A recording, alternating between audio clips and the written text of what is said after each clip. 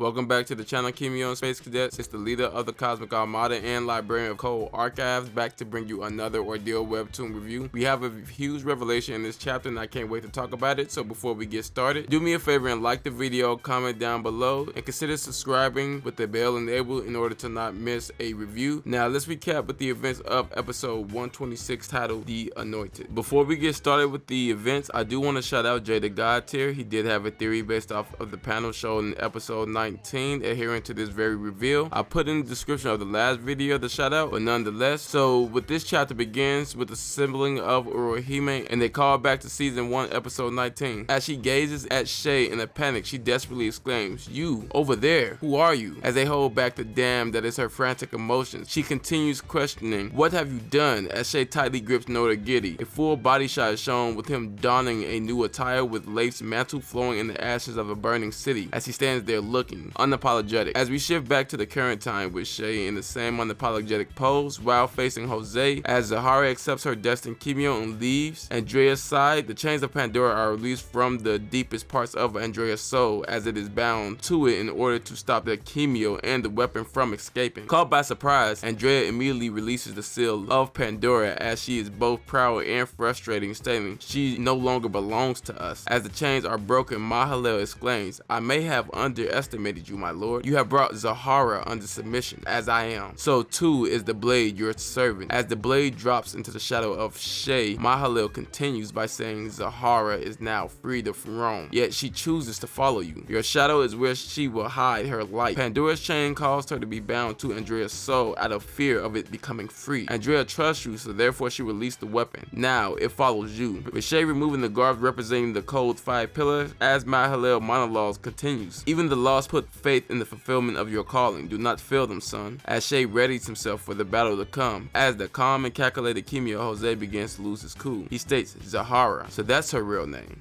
Nice, you've got yourself a consistent one. I marvel at the fact she submitted to you. That's impressive." As his anger begins to boil to the surface, he continues, "I've heard what she can do, but you can barely contain your own chi. I can feel you struggling to conceal it." Lamenting at Shay's shortcomings, Jose says, "A sharp blade is nothing in the hands of a child. You cannot wield her nor the power you were given. Someone's going to die today."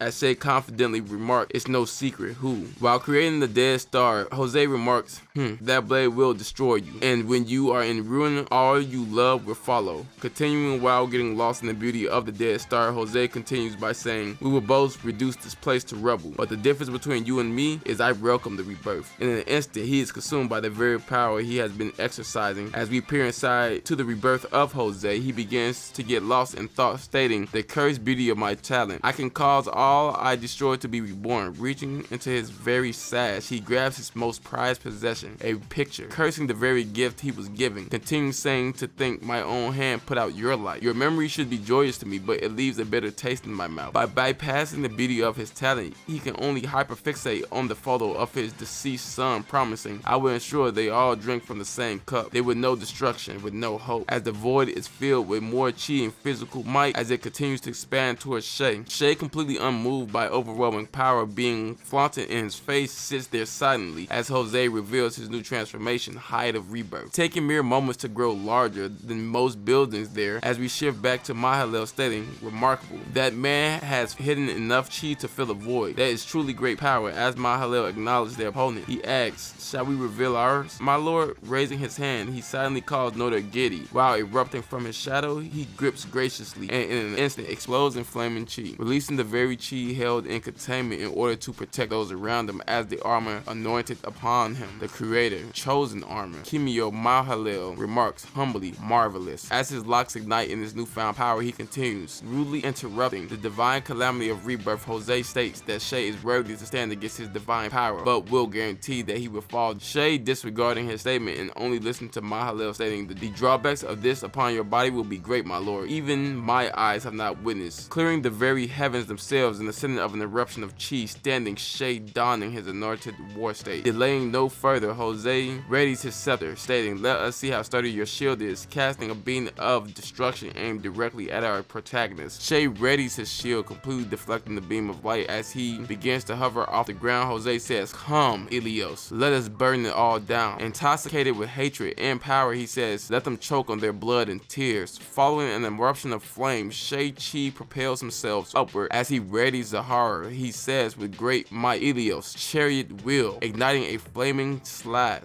Although slashed horizontally, if shot vertically, it would hover over the massive Kimyo that is Jose. Unable to defend himself, Jose tanks the hit as Shay is already shown readying himself for another heavy thrust against his enemy. Jose blocks the attack with the axe portion of his scepter. Although intercepted, it still sends the force extended to the buildings below, as Jose creates 18 dead stars in an instant, hurling them at Shay. As they make contact with his shield, although through explosions, Jose can be heard taunting, when you are of no use to them, they will turn on you. And when that is all said and done, the good you have accomplished won't be able to save a single life, while compressing the dead star and shooting it outward into a beam. As the beam grinds against Shay's shield, he increases his speed to such great height that it can barely be tracked by the Kimyo, who was just faster than him in his base form. As Andrea appears towards the war of the two Kimyo in the sky, Commander Henley appears stating, "Madam Thomas, we came as soon as we..." Good God. As the battle was burned into his very eyes, Andrea seriously says, "Stand your man down, Commander. There is little to nothing we can do here." Thinking to herself, the God Tier's conflict is not for us to meddle with, as we see Shay with golden aura of the sun mounting the self-proclaimed divine Kimyo of rebirth, Jose, as the chapter ends. Now, with the chapter ending, there are a few things I want to talk about. The first thing is the binding of weapons to Pandora. Whenever Andrea activates it, it seems an image of the universe is shown. When looking at May Heart talent, it is stated that her talent is a gift from the creator itself, and similar to Pandora, shows a universe globe with the galaxies residing in it. So it seems that Pandora is being activated by Andrea herself, activating her soul. So the light is her soul suddenly being expressed physically through the seal of Pandora, and this allows her to seal talent weapons into it. This is why, although Naragiti Curse's name was shared, its soul was never changed. So when it accepted Shay, Pandora took it as the weapon trying to escape Andrea's soul. This is also why when Andrea calls the weapons from Pandora, she can say their name and it comes hurling at her direction with such force to shred anything in between them and its host. Before getting to the height of rebirth, I want to talk about Jose's statement, which is another piece of foreshadowing, with him saying those you thought yourself would be able to protect will be the very ones crying out against you. When you are of no use to them, they will turn on you, and when that is all said and done, the good you have accomplished won't be able to save a single life. In the beginning of the season, Tevin held a similar statement saying, "You hid your anger pretty well at the beginning until..."